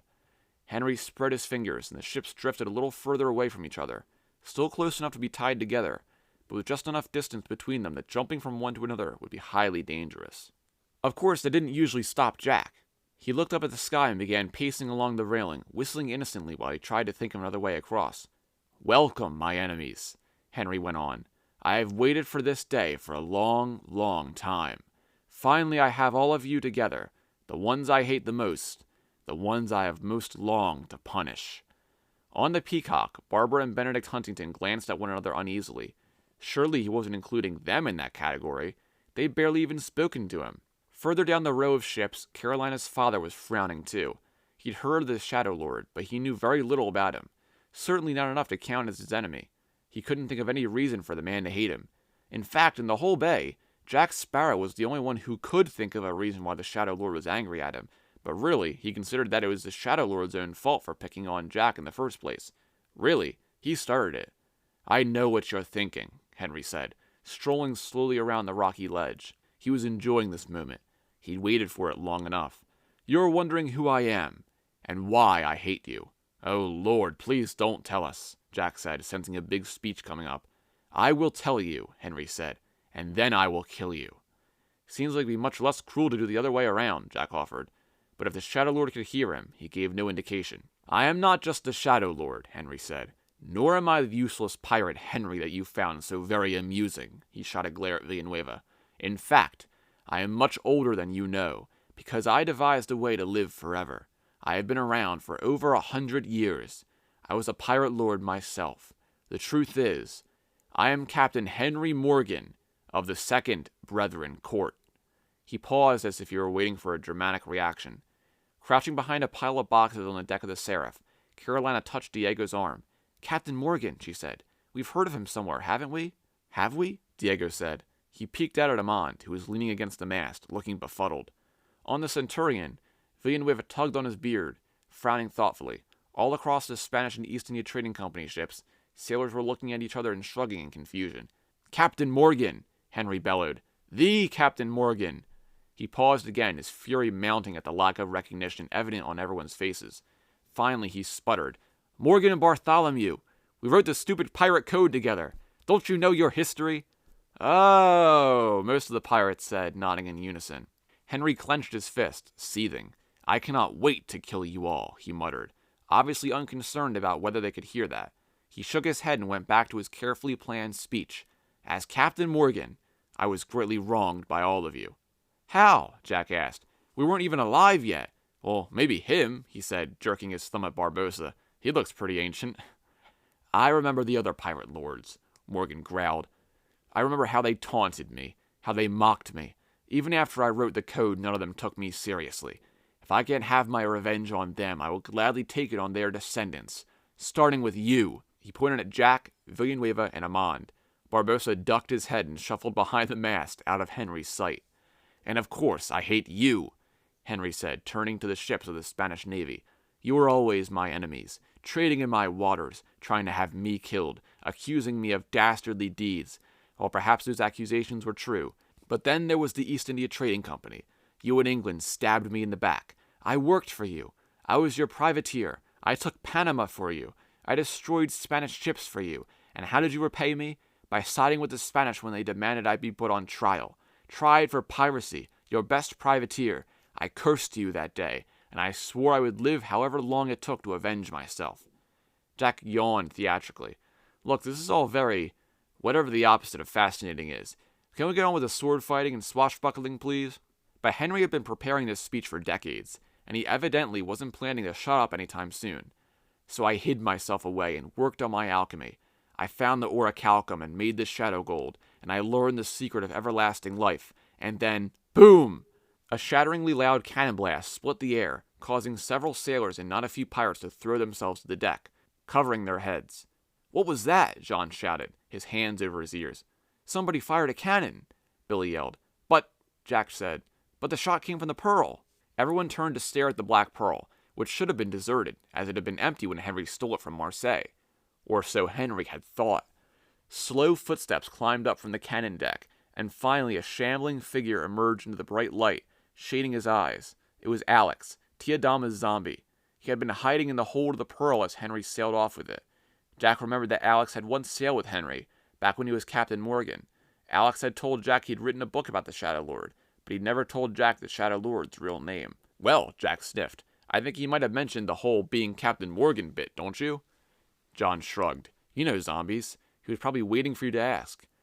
Most of the other watchers didn't have any idea who the zombie was, but Henry Morgan clearly did. He was nearly apoplectic with rage.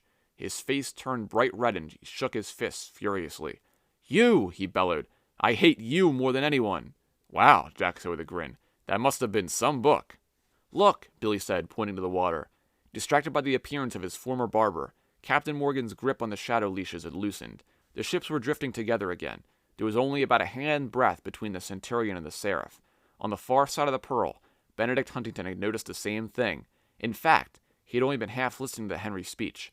From the second he spotted Jack on the deck of the Centurion, he'd been staring at the distances between the ships and waiting for his moment.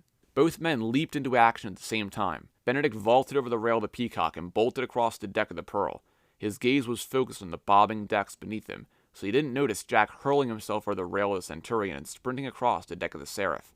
They sailed right past each other as Benedict leaped onto the Seraph and Jack leaped onto the Pearl. It wasn't until Benedict's boots clattered to a stop on the Centurion that he looked up and realized Jack was not where he'd been a moment before. but by then he was surrounded by several unfriendly-looking pirates. With a shout of rage, Benedict drew his rapier and leaped into battle. Muskets, bayonets, cutlasses, scimitars, daggers, and swords were coming out all across the bound-together ships.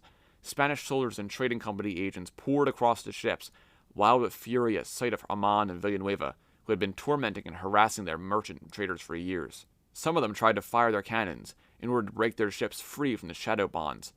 On the Centurion, Villanueva bolted toward the brig to free his pirates. He wasn't about to fight this battle alone. Ammand strode around the deck of the Seraph, shouting orders at his pirates and swinging his scimitar in swift, deadly arcs. Carolina looked around frantically. She had to get Diego out of here. The Seraph was too dangerous to hide on. Then she saw the gleam of the shadow gold flashing from Ammand's sash. If Jack had that vial, maybe he'd be able to defeat the Shadow Lord. But without it, according to Tiadama, he would fail. Back on the deck, Jack had also drawn his sword. He ran to the railing and tried to hack at the coils of shadow that ensnared his beloved ship, but his sword sliced right through the bindings as if they were made of air, and went clunk into the wood of the pearl instead. Outraged, Jack yanked his sword free and whirled around, and found himself face to face with the Shadow Lord. Alright, so we knew the Shadow Lord's name was Henry, but he is actually none other than Henry Morgan. Yeah, the Henry Morgan. This is the Henry Morgan that set down the code with Bartholomew. And the first time I read this, I was confused with this reveal. I kind of still am, as I feel like having Henry Morgan, one of the most infamous pirates in real life, being this laughing-stock pirate turned villain is kind of weird. I don't know, let me know what you think of Henry Morgan being the big bad of this book series. But anyway, let's move on. Jack has just come face to face with Henry Morgan, aka the Shadow Lord. So we're going to go back into the book and see what happens. Henry started to scowl, but suddenly his face froze, and then a wide smile that was far more terrifying than any of his angry expressions slowly spread across it. He lifted his hand, and Jack saw there was a black crystal ring on his left middle finger. The large stone in it was glowing with an unearthly dark light. Henry looked up at the sky, and his smile grew wider and wider. "Here it comes," he whispered. Jack's heart sank as he raised his eyes to the sky as well. He could already sense the shadow that was slowly spreading across the sun. The horrible feeling of swarming creatures gathering around him was getting stronger and stronger.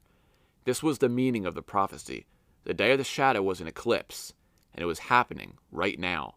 He looked back down at the man on the other end of his sword and immediately wished he hadn't. Before Jack's eyes, Henry was transforming from a pudgy, poorly dressed old pirate into a dark, hideous form, swathed in shadows and darkness. This was the terrifying Shadow Lord from Jack's nightmares. The eyes that gleamed from the shadowy folds were horribly familiar, as was the rasping, ominous voice. "That's right," the Shadow Lord hissed.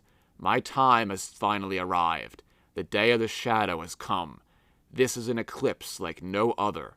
I have poured all my power into it, so when my shadows triumph today, the sun will be eclipsed forever. My reign over the world will be a day of the shadow that will never end." Jack shrugged nonchalantly. "Wouldn't really be a day then, would it?" he pointed out. "Rather more like a night, savvy?" The Shadow Lord glowered at him. Long shadows snaked themselves around Jack's sword, pushing it away from the Shadow Lord's throat. Jack took a step back and felt his arm trembling as shadow creatures leaped and danced along his sleeve. No, it was too soon. He wasn't ready for this battle. He was still too weak from his illness. He needed the last 2 vials. But there was nothing he could do. The Shadow Army was rising. Half a world away, Pirate Lord Sao Feng was examining charts in his cabin when he felt an eerie shiver go through him. Carefully, he moved the deep-sea opal to hold his papers in place and stood up. With measured steps, he strode out onto the deck of the Empress and frowned up at the darkness that was swallowing the sun in the middle of the day. "How surprising," he murmured. "Jack Sparrow was right. I never thought I'd say that." He signaled his pirates to prepare for battle.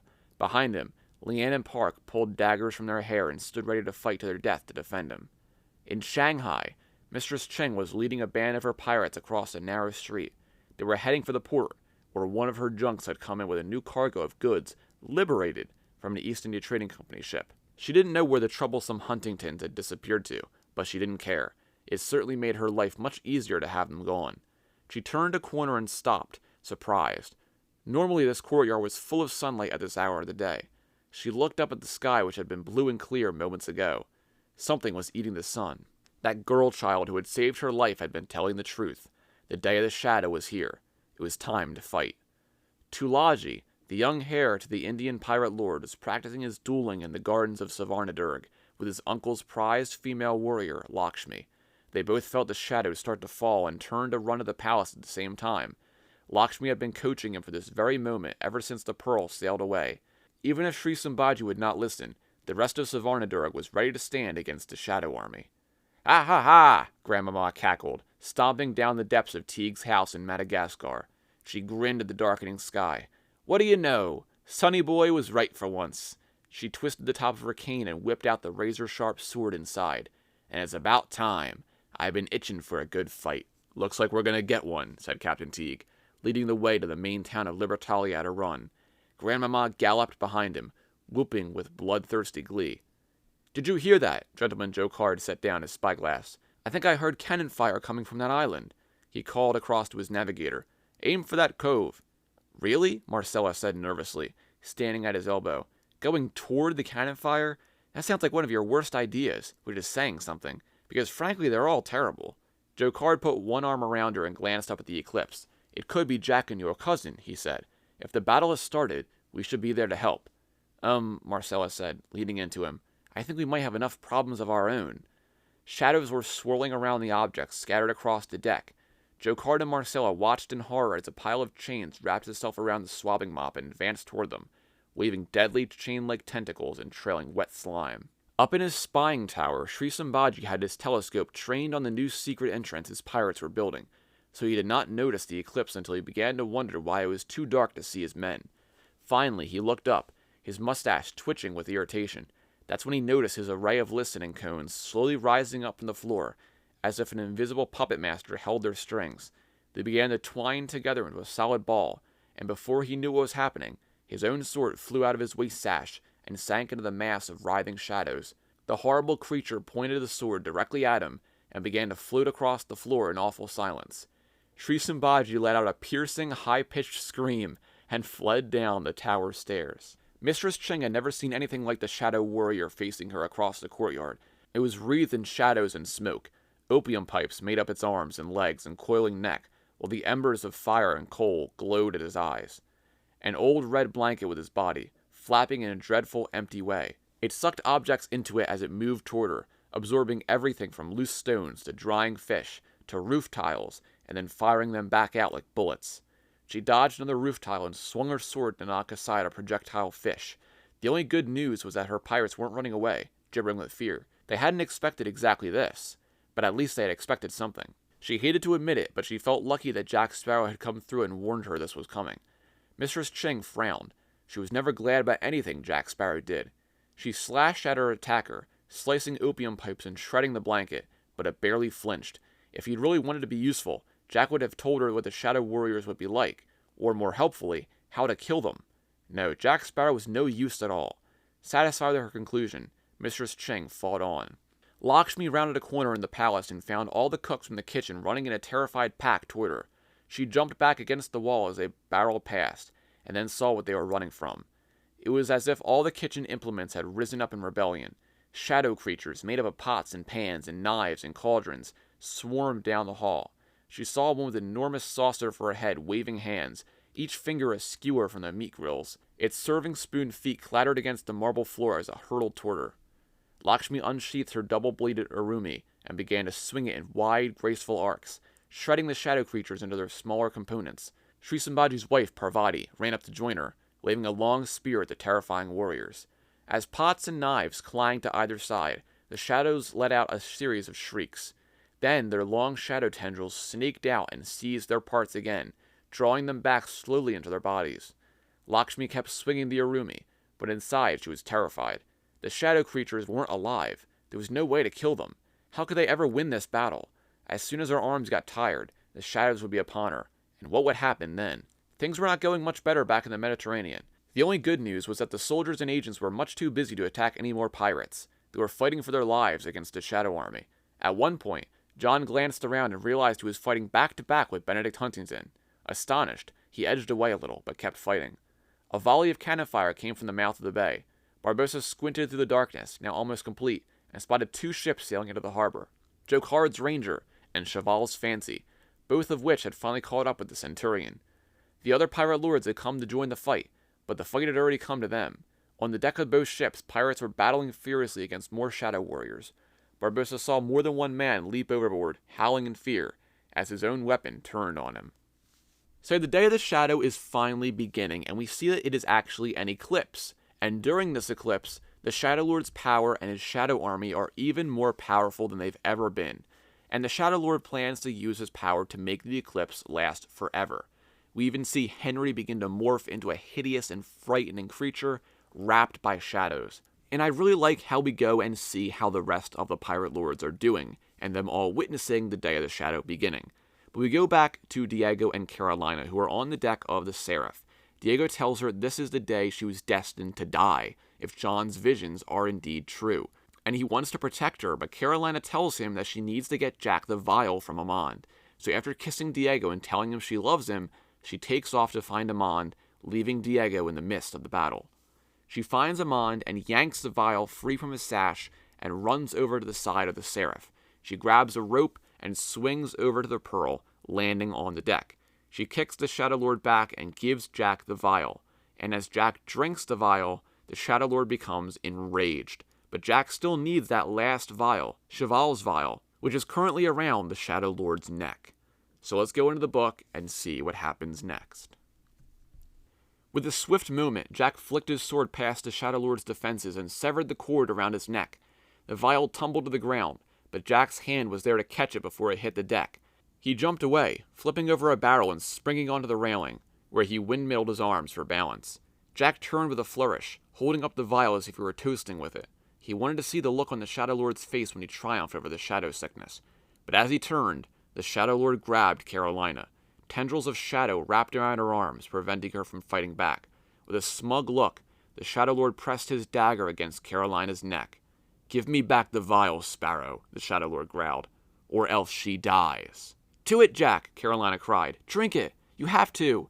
"Shut up," the Shadow Lord snarled, pressing the dagger harder until a thin line of blood trickled down Carolina's neck.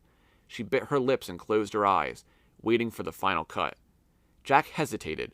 This was exactly what John had predicted in the jungle. The Shadow Lord was not bluffing. If Jack drank the last vial, Carolina would die. But if he didn't drink the last vial, he would die, and potentially so would everyone else. Everlasting Day of the Shadow, etc., etc., although he never really worried about that too much before. He stared down at Carolina, wavering, and then he heard the voice of Tia Dalma in his head. "Drink it, Jack! Drink it now! 'Tis the only way to defeat the Shadow Lord." I know, Jack grumbled. Then he paused. "Wait, what?" "You need that power, witty Jack. You'll never beat him without it. Drink it, quickly." "Only way to defeat the Shadow Lord," Jack echoed, puzzled. "What power? What's that got to do with anything? Don't you mean only way to save my life?" Yes, certain, sure," said the voice in his head. "Now do it. Drink it, quick." Jack glanced at the glowing vial in his hand. "Tell me the truth," he said. "Do I need this to save my life?" "Ha ha," the Shadow Lord barked, overhearing only Jack's end of the conversation. "You were a fool, Jack Sparrow. The Shadow Gold is so much more than a cure for the shadow sickness. How do you think I became the way I am?" His evil grin gleamed from the shadows on his face once more. Jack wrinkled his nose. "Too much rum?" he guessed worriedly. "It was the Shadow Gold," the dark figure said, pointing at the vial in his hand. 7 of those vials, exactly like the ones you hold in your hand. And here I am now, living forever, master of all the shadows, greatest alchemist and pirate who ever lived. "Well, I don't know about the greatest pirate bit," Jack started to argue, but the Shadow Lord interrupted. "I had just enough orichalcum left for 7 more vials," he went on, his eyes glittering with hatred. "I thought to myself, perhaps one day I would take an apprentice. Perhaps one day I would train someone to control the shadows by my side. But as the years wore on, I became more and more certain there was no one worthy of such a prize." He narrowed his eyes. "Least of all you, of all pirates." "You do like to talk a lot, don't you?" Jack said. "As it so happens, I don't want to be anything like you anyway." "Ha!" said the Shadow Lord. "Who wouldn't want to be like me? I shall live forever." Jack thought about that, what it would be like to live forever, unafraid of death. It was tempting. But then he looked down at the Shadow Lord and the angry shadows that writhed around him. Shadow creatures were Henry's only companions now. Jack looked across the deck of his beloved Pearl and thought about how the thing he wanted more than anything else was to keep sailing it around the world, certain of his freedom and with the wind in his hair. He wanted that even more than living forever or an army of gloomy shadow creatures obeying his will. "But Jack," Tia Dalma's voice cried in his head, "only one of equal strength can defeat the Shadow Lord. That is why I sent you for the vials. I knew if you drank them all, you could fight him, but not with only 6. Jack popped the cork off the vial. The Shadow Lord clutched Carolina closer and stepped toward him. "Power beyond your wildest dreams, Jack. Immortality and strength. Think on that." But Jack could remember another voice, Captain Teague's, reminding him that whatever he chose, he'd have to live with himself afterward. He tipped the vial over and poured the shadow gold into the sea. "No!" howled the Shadow Lord. He let go of Carolina and leaped to the railing, but it was too late. The pale liquid was disappearing into the dark waves. Carolina grabbed her sword and jumped back out of reach, safe for the moment. She felt an odd burning pain near her neck, but not where the Shadow Lord had cut her. She glanced down and realized that her blood had trickled down to her moonstone necklace. The gem had been given to her by Sri Sambhaji's wife when they were in India, for protection, Parvati had said. Now as her blood touched the cool, translucent stone, it started to glow. A pale, eerie light, like the silver sister of the shadow gold, spread out from the stone, illuminating the space around her. On the plus side, this made it a lot easier for her to see in the darkness of the eclipse. On the minus side, what she could see was the Shadow Lord trying harder than ever to kill Jack Sparrow. Shadows swarmed up from the dark ocean, slithering over the railings and pouring toward Jack like a river of malevolence. Above them, even the halo of the sun had disappeared behind a choking cloud of shadows. Carolina looked around desperately and saw more shadow creatures clambering onto the decks of the other ships. The pirates were horribly outnumbered, and the shadow army continued to grow and grow. Giving Jack the shadow gold hadn't done any good at all. Maybe it had saved him from the shadow sickness, but only long enough for the shadow warriors to kill him. And it hadn't even slowed down the shadow army. In fact, it had only made the Shadow Lord more angry, and more deadly. Jack knew he should probably feel worried, but he was still too elated by the sparkle of the shadow gold inside him. He ducked another swing of the Shadow Lord's sword and got in a good poke of his own, although the shadows around Henry absorbed most of the impact. "I loathe you most of all, Jack Sparrow," the Shadow Lord growled. "I should have known you'd be the one to ruin everything. Only a monster like you would dare to steal my shadow gold." Now, technically I didn't steal it," Jack pointed out. "That was Alex." He jerked a thumb at the zombie, who was on the quarterdeck, placidly grappling with a creature made of netting and shadows. "I should have sought you out when you were a baby and slaughtered you in your sleep," the Shadow Lord added, slashing violently at Jack's chest. "I knew her descendants would be as much trouble to me as she was." Jack dodged and vaulted over another barrel. "She?" he said quizzically. "She who?" "You even look like her," the Shadow Lord snarled. "That face. You look exactly like your grandmother." That stopped Jack cold. He lowered his sword, pressing one hand to his chest and looking injured. "Well, now that's just hurtful. I should have killed her, too, when she chose Bartholomew over me." "Blimey," Jack said, trying to picture Grandmama and Henry together. "You dodged a musket ball there, mate. Trust me, you should thank this Bartholomew fellow." Suddenly, Jack felt the choking grip around his neck. He gasped for air, scrabbling at his neck with his free hand. While he was distracted, thick ropes of smoke had come billowing over the Shadow Lord's ring. Like snakes, they had crept across the deck and wrapped themselves around Jack's throat, and now they were squeezing, tighter and tighter, cutting off his breathing. "Gah!" Jack protested, staggering sideways. "Ah!" "Stop it!" Carolina yelled, trying to get away from her shadow attackers to help Jack. "Let him go!" She heard a thump behind her and turned to find Diego lying on the deck. He'd finally made it across from the Seraph, where he had been watching Carolina's brush with death in transfixed horror.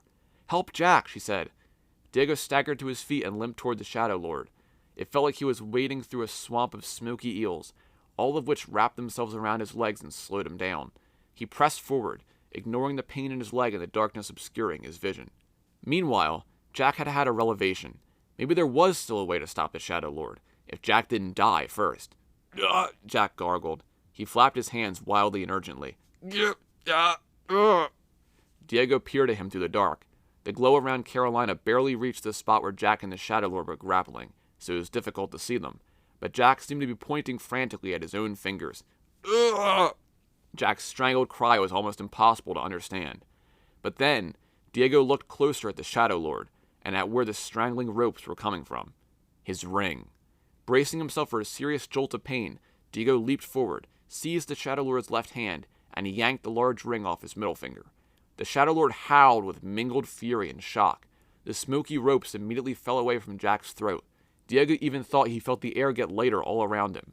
But the Shadow Army was still there, still fighting, and now the Shadow Lord was staggering toward Diego, his eyes glowing with rage. Losing the ring seemed to have thrown him off balance, as if now the Shadow Eels were dragging him down as well.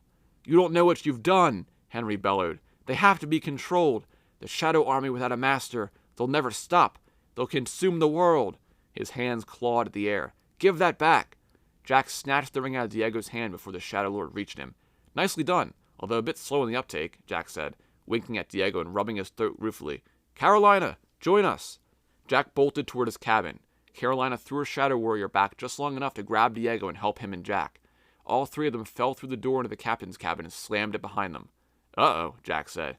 The glow from Carolina's moonstone lit up the cabin, so they could see all the things that had come alive to attack them. A creature of pillows with a globe for a head and rum bottles for arms came flying at them. They had to beat back a warrior made of charts and maps who seemed determined to paper-cut them to death.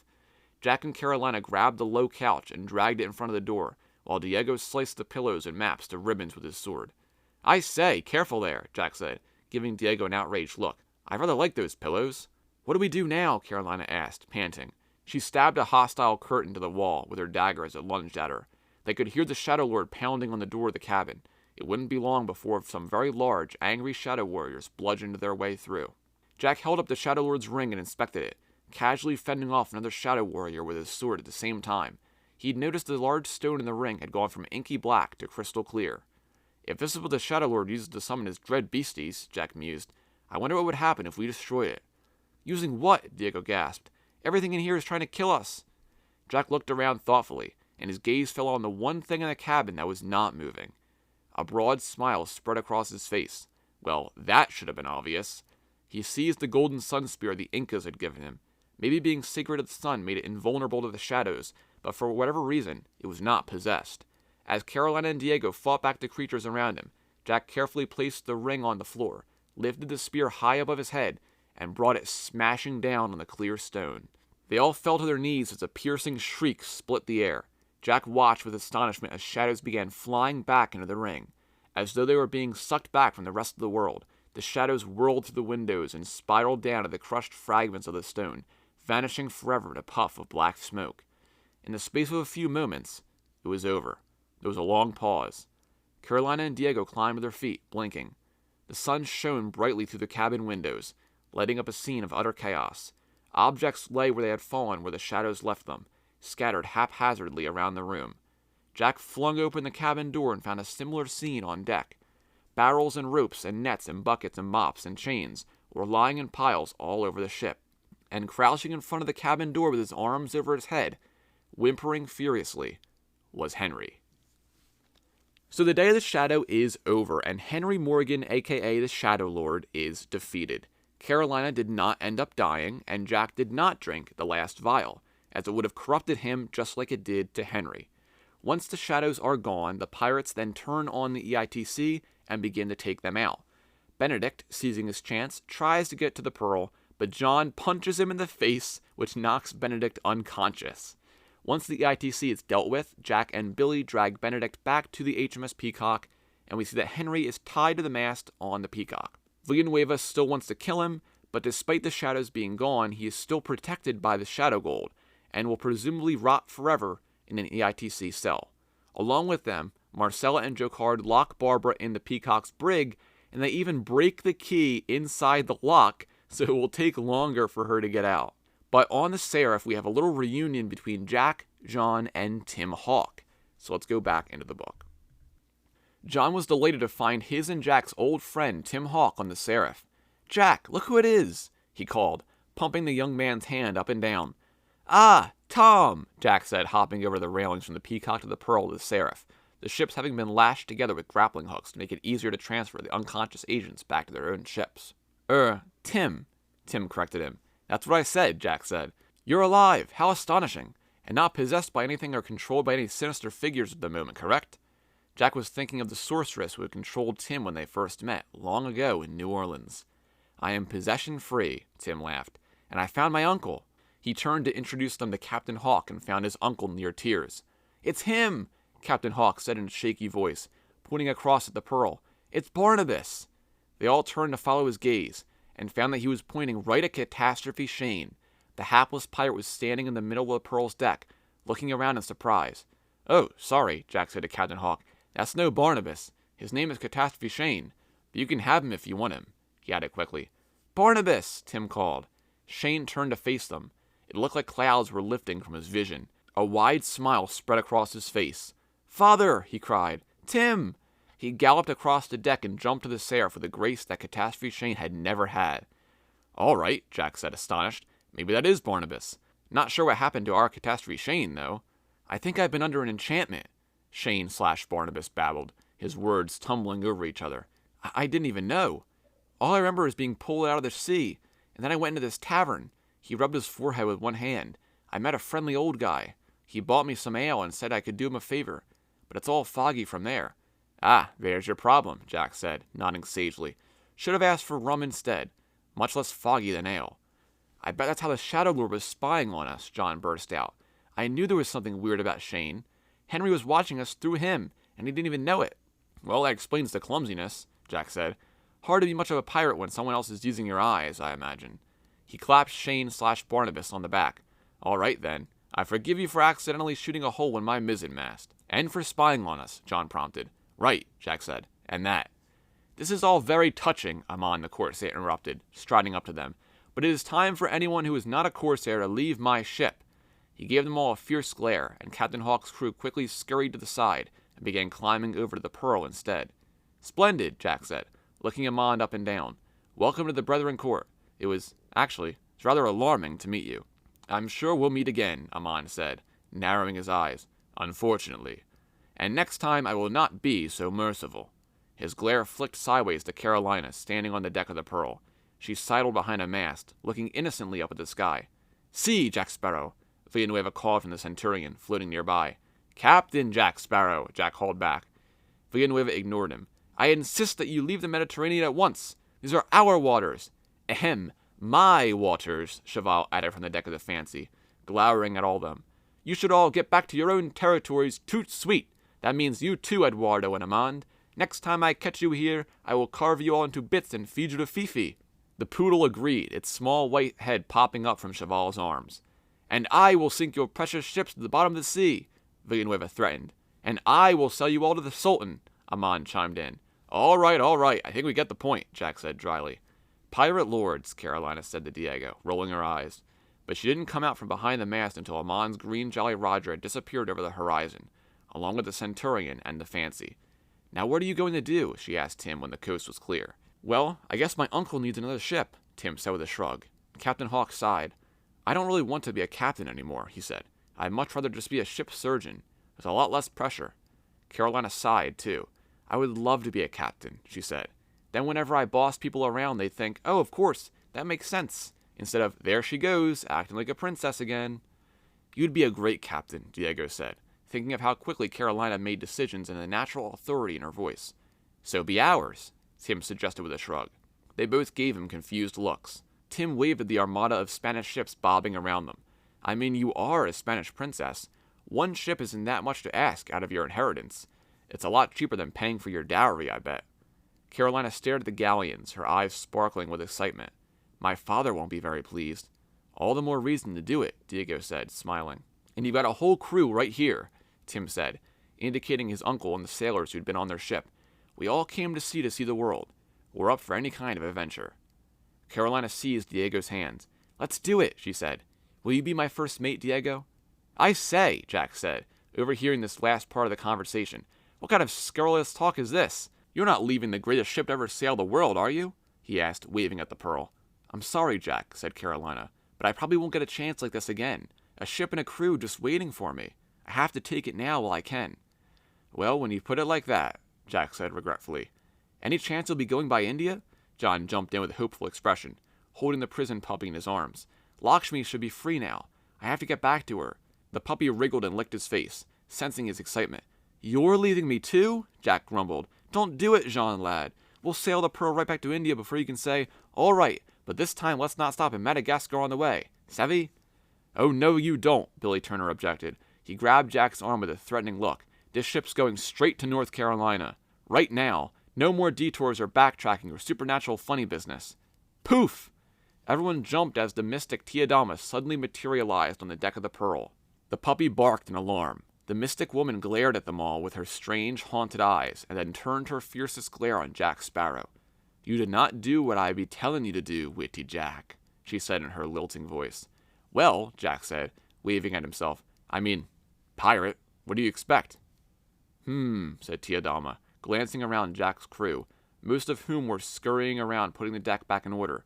"Well, apparently it turned out for the best anyway." "Yes, I'm cleverer than I look," Jack said proudly. Wait, that didn't come out right. After setting the Peacock adrift, the Ranger had dropped its anchor beside the Pearl.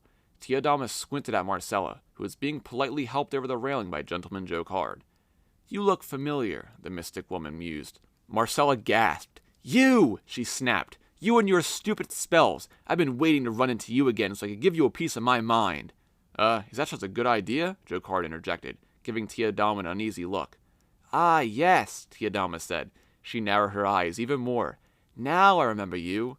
I should have left you as a cat." "A what?" said Diego, just as Jack let out an outraged cry. "No!" Jack yelled. "You didn't." He whirled on John. Her!" "Sorry, Jack," John said, putting the puppy down and spreading his hands apologetically. "I knew you wouldn't let us on board if you knew she was really Constance." "Constance!" Jack clutched his hair. "Your sister's just as bloody annoying as a person as she was as a cat.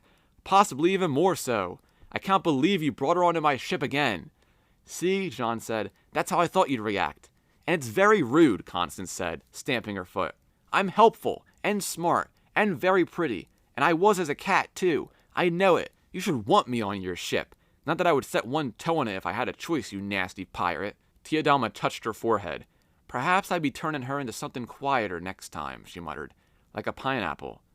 "Well, you can't stay on the Pearl," Jack said, putting his hands on his hips and getting nose to nose with Constance. John shook his head in despair. "Oh no," Carolina said. "I don't want her either. You can't make me." "Shut up," Constance fumed. "I don't need either of you. I'm staying on the Ranger. So there." Everyone gave Gentleman Joe Card a surprised look. They'd been sure that a few days cooped up with Constance would have driven anyone to the brink of insanity.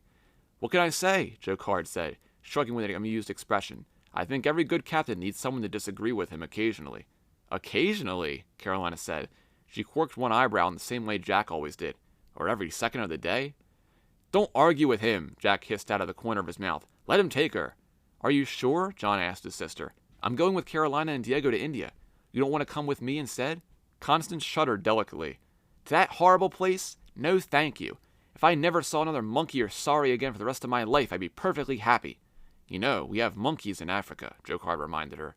"Shut up," she said, but in an unusually sweet way that made Jack feel ill. Evidently, Tiadama felt the same, because with only one more nod to Jack, she vanished back into the air from whence she came. "Neat trick," Jack muttered. "Really might have come in handy for this trip around the world business." "Come on," Carolina said, taking Diego's hand. "Let's go pick out a ship for us, and you can help me think of what to write in the note to my father." "That's just fine," Jack called after them. "I don't want your company anyway. My crew's just as excellent without you." He clapped Barbossa on the back. "Right, Hector? We don't need them." Barbossa smiled. No, we don't."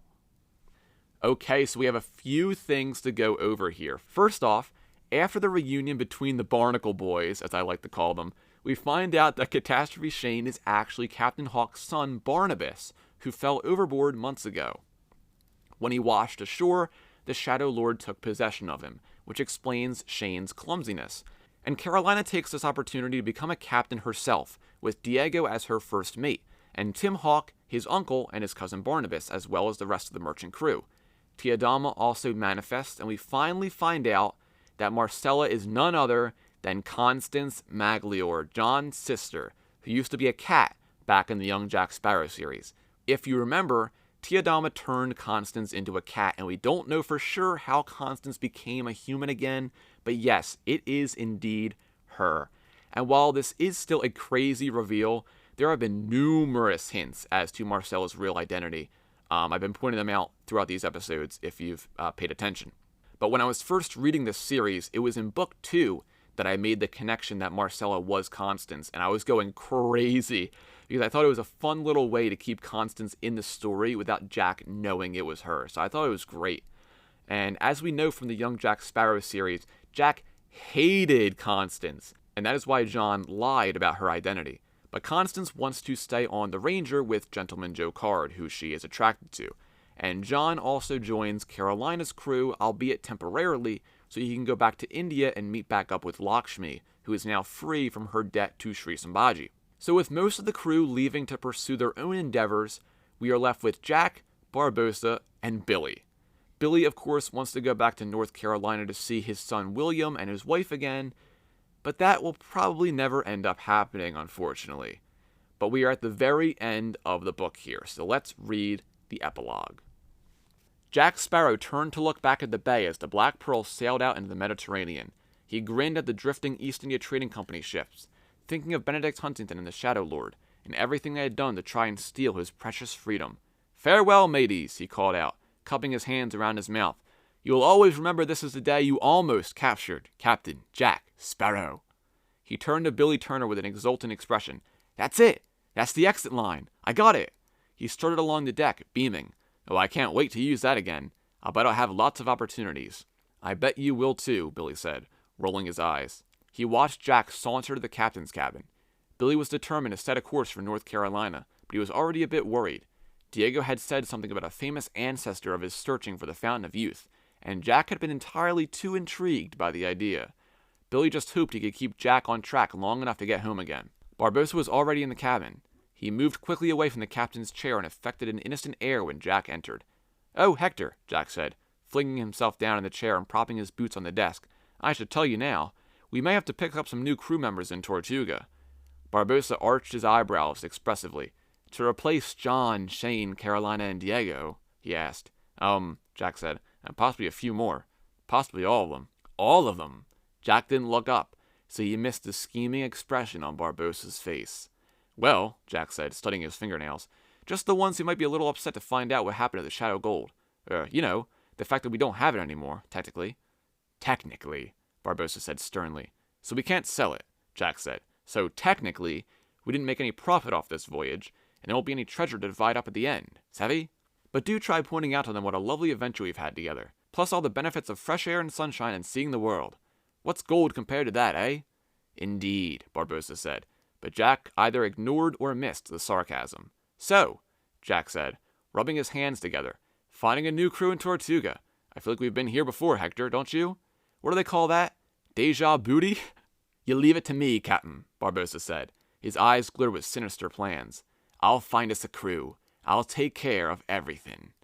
"My time is coming soon," Barbossa thought. "Wonderful." Jack tipped back in his chair and put his hat over his face. "Wake me once we're in the Atlantic, won't you?" Carolina paced the deck of her new ship. John's puppy gamboled at her heels, yapping happily. The Sparrow's crisp white sails billowed overhead and the blue-green sea sparkled all around them. Jack had been positively delighted at their choice of name for the ship. It nearly made him willing to forgive them for deserting him. Jean was even thinking about calling the puppy Sparrow as well. "Do you think he'll be all right?" Diego asked, falling in beside her. They both shaded their eyes and looked at the horizon, where the black sails of the Pearl were disappearing into the setting sun. "I didn't like the way Barbossa was grinning at us. Maybe we shouldn't have left Jack alone with him." "You tried to warn Jack," Carolina said. "You told him not to trust Barbossa." Diego shook his head. "He just laughed. You know Jack." "Captain Jack," Carolina said with a smile. "For now. But for how long?" Diego said, sighing. Carolina put her arms around him and kissed him. The rays of the sun slanted across the ship, edging the Sparrow in gold. "Don't worry too much, Diego," she said. "We defeated the Shadow Lord. We escaped my father and the East India Trading Company. And I have a feeling that no matter what happens to Jack Sparrow, he'll find a way to make it turn out all right in the end." And that is the end of the Day of the Shadow, the final book in the Legends of the Brethren Court book series. And just to recap that epilogue quickly, we see that Jack is left with barely anyone on his crew since most of them left, so he decides to head to Tortuga to pick up a new one. And this, of course, is the beginning of Jack's downfall as the captain of the Black Pearl. And of course, Barbossa takes this moment to find his own crew, one that will obey him, and eventually, mutiny against Jack Sparrow when the time is right, after Jack ends up sharing the bearings to Isla de Muerta with Barbossa. But that, of course, is another story that we know already. But we then go over to Carolina's ship, which she named the Sparrow after her previous captain. We see Jean is even potentially going to name his dog Sparrow as well, but Diego worries for Jack, especially now that most of the people loyal to him are gone. Carolina assures Diego that Jack will be alright, as he can get himself out of almost anything. And another thing to add is that Jack finally figured out his iconic exit line, which is super cool to see. I love that. And if you remember from way back in the series, Diego's last name is de Leon, and we see here that he is apparently a descendant of Juan Ponce de Leon, who of course is the man who found the Fountain of Youth. So that's a neat little addition. But we have now come to the end of this great book series, and that pretty much ends our trip through Jack Sparrow's early life. We've seen him as a teenager, as a young adult, and now as a young pirate captain. And we've also gone through almost all of the Pirates of the Caribbean books. We still have the Karina Smith Barbossa book to go through in the future, and we will definitely cover that. But for now, that is the end of this episode, and also the end of Season 5 of the podcast. It has been a super fun time covering The Price of Freedom and this book series over the course of this year, and it has been some of the most fun for me in the time of producing this podcast. I have really enjoyed this trip through The Price of Freedom and, of course, Legends of the Brethren Court, this forgotten book series, and I hope that you go out and read the whole series for yourself. Since, as usual, I cannot cover every single detail throughout the series, and there are definitely smaller things that I left out. Please go read them. They're super fun to go through, and given that you can buy digital copies of the whole series, it's a lot cheaper and easier to read this series than the Young Jack Sparrow series. But for now, that concludes Season 5. What we'll be covering on the podcast in the future, well, I don't know yet. There's still plenty of things to cover, but stay tuned to the podcast social media accounts, as I'll announce there when the podcast is returning, and also what we'll be covering. Thank you so much for listening to this episode, and if you listen to all 5 episodes covering this series, thank you even more. I hope you've enjoyed the journey through them, and if you have left a rating or review, I am also very grateful. But please know that just having you here listening to me ramble on and doing bad impressions of the characters' voices and hearing me get super excited about fictional pirates, that is more than enough for me. I thank you from the bottom of my heart for being here and listening. It means so much to me, and I will see you all next time when the podcast returns for Season 6 and our next great adventure, whatever that may be. But until then, take care. Podcast of the Caribbean is in no way affiliated with Disney. If you want to send me an email or a question, you can send it over to podcastofthecaribbean@gmail.com. You can also follow this podcast on Instagram and Threads at Podcast of the Caribbean, and over on Twitter/X and Bluesky at PodcastPOTC. I post fun content and trivia, so make sure to check those platforms out. You can also buy merchandise for the podcast over on Dashery. Be sure to keep a weather eye on the horizon, and always remember, dead men tell no tales.